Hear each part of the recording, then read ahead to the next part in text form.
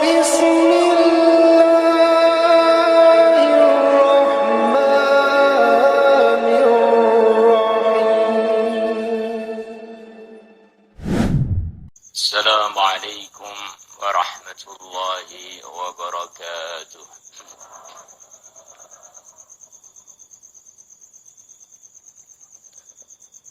إن الحمد لله نحمده ونستعينه ونستغفره ونؤمن به ونتوكل عليه ونعوذ بالله من شرور أنفسنا ومن سيئات أعمالنا من يهده الله فلا مضل له ومن يضلله فلا هادي له أشهد أن لا إله إلا الله وحده لا شريك له لا ند له وأشهد أن سيدنا ومولانا محمدا عبده ورسوله لا نبي بعده.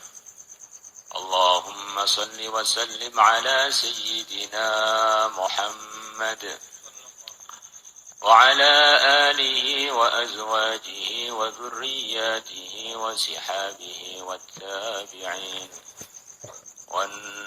والناصرين لدينه بالقول والفعل والتضحية إلى يوم الدين. أما بعد، فقد قال في كتابه الكريم: ولهن مثل الذي عليهن بالمعروف. وقال تعالى: وعاشروهن بالمعروف.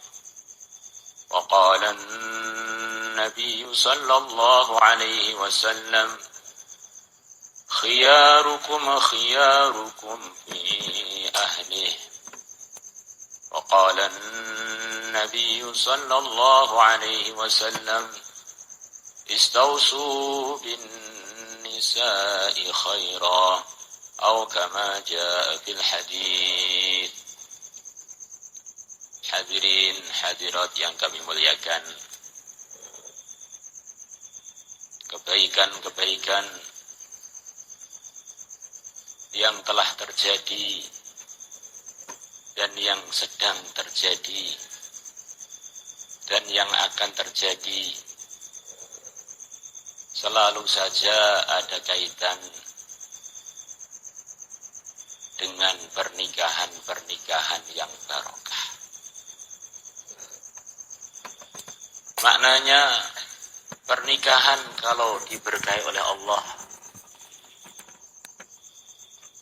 akan mendatangkan kebaikan untuk yang menikah, untuk keluarga besar, anak cucu, bahkan untuk seluruh dunia, bahkan sampai akhirat yang kekal abadi selama-lamanya. Sering datang tamu-tamu kepada kami, mereka minta arahan-arahan amalan supaya usaha-usaha dunia mereka mendatangkan macam-macam keberuntungan. Mereka siap puasa, tahajud panjang-panjang, bahkan meninggalkan enaknya tidur demi banyak doa, banyak amal supaya hajat-hajat dunianya tertunaikan, termudahkan, tergapai. Mereka siap. Padahal sehebat-hebatnya dunia, umpama ada yang hebat, itu pun sangat sementara. Pernikahan para hadirin hadirat yang dimuliakan Allah, pernikahan yang barokah, pernikahan antara seorang muslim dengan muslimah, ini adalah merupakan satu usaha keberuntungan yang hampir nol kegagalannya. Kalau orang beriman menikah dengan orang beriman, kemudian muncul putra putri yang beriman, maka harganya orang beriman yang paling lemah imannya melebihi Ka'bah. Harganya orang beriman yang paling lemah imannya, harganya dia ini adalah sebagai nyawanya dunia ini. Andaikan di dunia ini sudah enggak ada orang yang beriman, maka langsung dunia terjadi hari kiamat. Andaikan di dunia ini tidak ada orang beriman kecuali satu orang saja.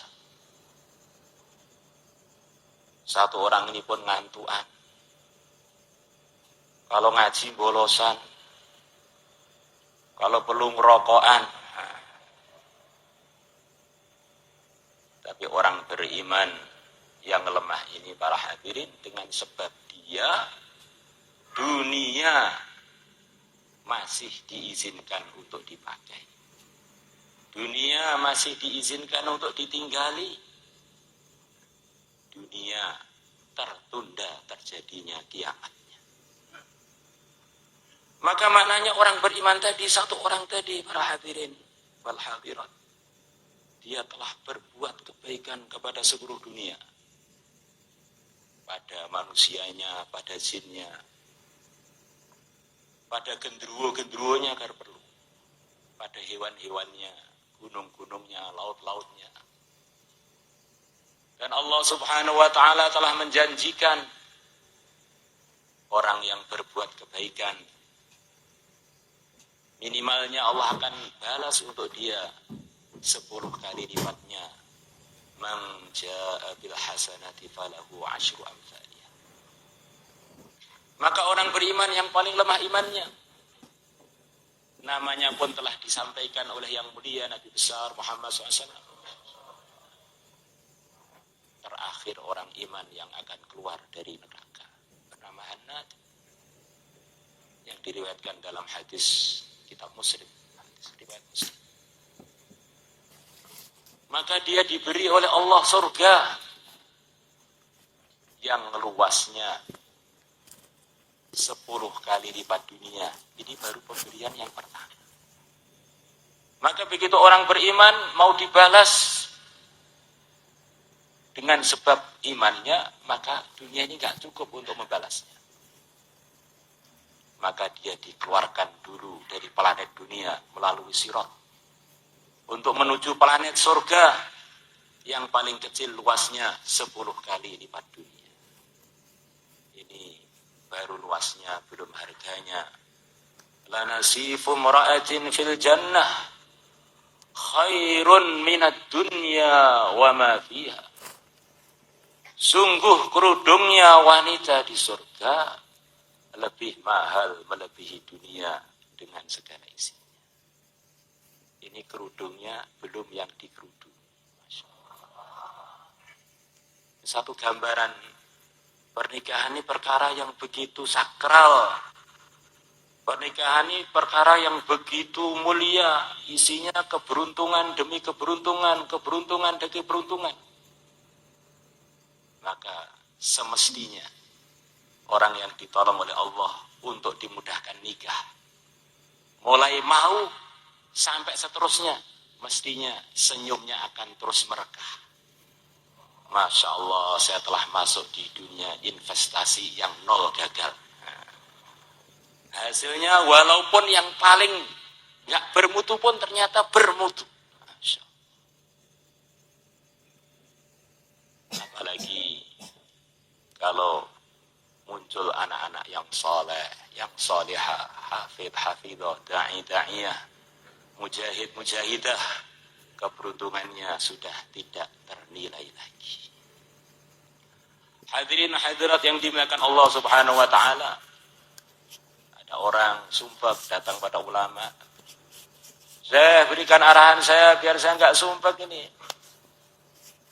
Beri arahan, banyak baca la haula wala quwata illa billah. Akhirnya sumpahnya hilang. Hadirin yang dimuliakan Allah Subhanahu wa taala. Ada lagi orang datang kepada seorang ulama. Syekh, minta arahan, banyak utang ini. Berbanyak baca Allahumma kfini bihalalika an haramik wa aghnini bifadlika amman siwak. Akhirnya terbayarlah hutangnya.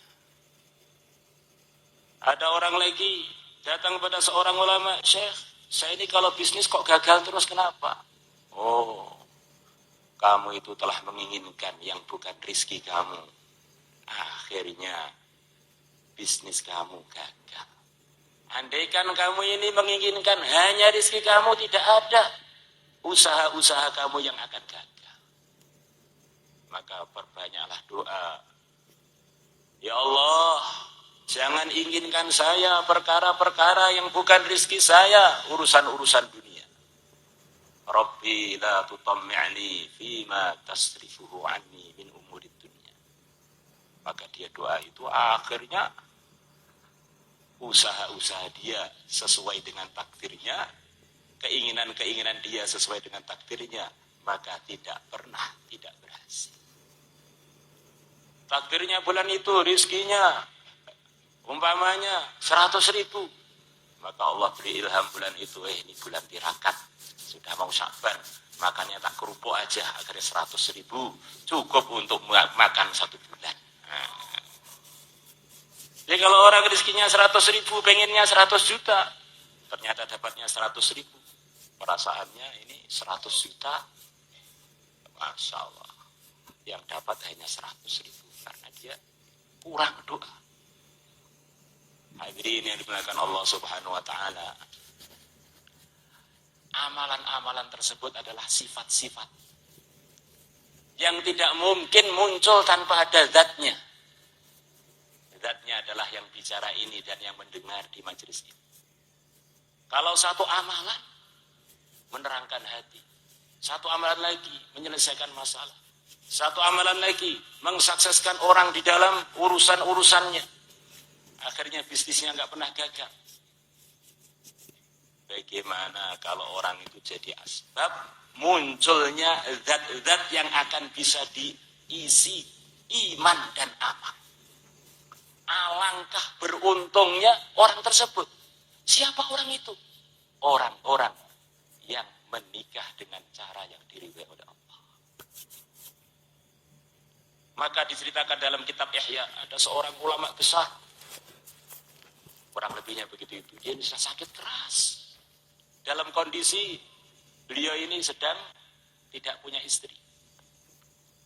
Kondisi duda. Maka menjelang sakaratul maut, beliau mengatakan pada muridnya, nikahkan aku, nikahkan aku. Maka murid-muridnya heran, Syekh, antum sudah mau berangkat ke akhirat, kau nikah? Iya, nikahkan saya. Maka dinikahkan, terus berangkat ke akhirat. Menjelang berangkat beliau mengatakan, saya merasa gak sopan ketemu Allah, sowan kepada Allah, sementara saya jomblo, gak sopan. Saya diberi kesempatan untuk begitu banyak pahala, lah kok saya biarkan begitu saja. Kehadiran kita di sini nih para hadirin, secara asbab tidak akan terjadi kalau tidak ada pernikahan-pernikahan sebelumnya. Maka harapannya pernikahannya Musa dengan maktubahnya yang akan dilaksanakan sebentar lagi akan mengisi masa depannya umat dengan majelis-majelis yang barokah, dengan anak-anak yang barokah, suasana-suasana barokah, meningkatnya pesantren, meningkatnya perjuangan, dan macam-macam kebaikan-kebaikan lagi. Hadirin hadirat yang kami muliakan, kalau orang itu sudah dibuka fadilahnya nikah itu tidak ada habisnya. Tapi sayangnya yang dengar kebanyakan belum menikah. Ini kalau diterus-teruskan semuanya nanti pengen daftar nikah nanti ya. Masya Allah. Imam Nawawi nggak nikah-nikah, saya khawatir kalau nikah nanti ilmu saya terlantar, kurang terawat semangat saya. Imam Suyuti menikah, dengan sebab nikah saya tambah semangat ngaji saya dan cari ilmu saya. semoga Musa dan makhlubahnya selepas menikah menjadi tambah semangat dalam peningkatan. Di sana, di sanad kita, sanadul hadits, yang hampir sanadnya ulama-ulama India, ulama-ulama Afghanistan, ulama-ulama Bangladesh, hampir selalu lewat beliau, yaitu seorang muhaddis besar, muhaddis India yang bernama Syah Waliullah Ad-Dahlawi rahimahullah. Beliau diceritakan menikah sementara umur beliau baru 14 tahun. Beliau orang ajam, orang India, tetapi Allah karuniai beliau macam-macam keistimewaan dalam urusan keilmuan khususnya. Beliau nyusun macam-macam kitab yang orang-orang negeri Arab pada takjub dengan kitab beliau. Bahkan di sebagian madrasah-madrasah, pesantren-pesantren di negeri Arab, kitab beliau pun dijadikan bagian dari yang diajarkan. Hujjatullah al-Balighah dan lain sebagainya. Menikah muda ternyata malah memicu semangat. Saya dulu punya guru, Masya Allah, yang termasuk guru yang saya kagumi. Namanya adalah Mufti Nidhamuddin Samsi, yang digelari oleh orang-orang sana, digelari dengan Imamul Mujahidin. Pimpinannya para mujahidin, ngajar kami kitab Tirmidzi, tingginya hampir 2 meter. Kalau lari, kalau pagi biasanya lari pagi keliling ke taman di dekat madrasah. Kadang-kadang saya pun ikut lari bersama beliau. Beliau belum terlalu tua, tapi putra-putra sudah gede-gede. Kelasnya di atas kelas saya. Maka saya tanya, Syekh, dulu antum tuh nikahnya umur berapa sih? Ya 15 tahun saya sudah punya anak.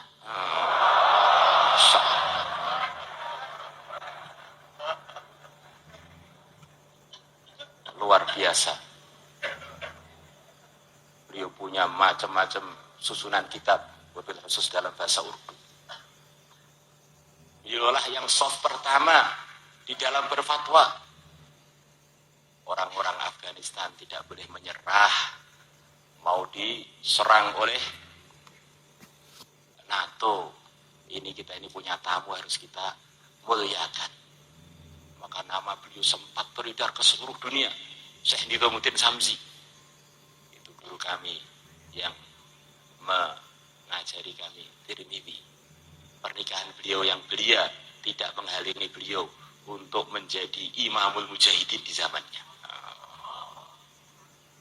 Belum lagi yang kemarin, Azizur Rahman, yang baru Syekh Azizur Rahman, senior kami waktu ngaji di Pakistan. Beliau punya ayah namanya Syekh Ahmadur Rahman, mudir madrasah kita sebelum kita mondok. Mufti Ahmadur Rahman. Mufti Ahmadur Rahman bin Mufti Abdul Rahman Kamil Puri. Beliau cerita ketika Uni Soviet menyerbu Afghanistan, maka Mufti Ahmadur Rahman risau, ini santri-santri dizalimi, rakyat dizalimi, maka beliau mentarget orang-orang sana untuk melakukan perlawanan pada penjajahan. Dari satu orang namanya Ahmadur Rahman tergulinglah Uni Soviet. Masya Allah. Kemarin putranya ke sini. Beliau adalah menantunya muassis tempat kami, Maulana Muhammad bin Nuri, muhaddis besarnya Pakistan di zamannya, penulis macam-macam suruhat hadis termasuk Ma'arifus Sunan, Syarah Tirmidzi. Beliau juga salah satu gurunya Said Muhammad Alawi Al-Maliki. Said Muhammad pernah mondok di tempat kami mondok selama 1 tahun. Satu gambaran para hadirin, bahwa kalau orang itu sudah dipilih oleh Allah, menikah tambah melejit. Belum menikah juga tidak terganggu dengan macam-macam suasana dan keadaan. Yang repot itu kalau orang itu belum dipilih oleh Allah. Jomblo nggak bagus, nikah nggak bagus, hidup pun nggak bagus. Nah, supaya kita ini dipilih oleh Allah, wabil khusus calon pengantin. Bagaimana amalan kita 24 jam? Tidak ada amalan-amalan yang tidak terpilih. Semuanya ikuti arahan agama, semuanya ikut arahan Nabi, melalui ulama-ulama ahlinya. Akhirnya kita ikut terpilih karena yang kita ikuti adalah amalan-amalan yang terpilih. Aqulu qawli hadza wa astaghfirullah li wa lakum wa lisa'ilil muslimin fastaghfiruh innahu huwal ghafurur rahim. Astaghfirullahal azim alladzi la ilaha illa huwal hayyul qayyum wa atubu ilaih. Astaghfirullahal azim alladzi la ilaha illa huwal hayyul أستغفر الله العظيم الذي لا إله إلا هو أشهد أن لا إله إلا الله وأشهد أن محمدا رسول الله أشهد أن لا إله إلا الله وأشهد أن محمدا رسول الله. الحمد لله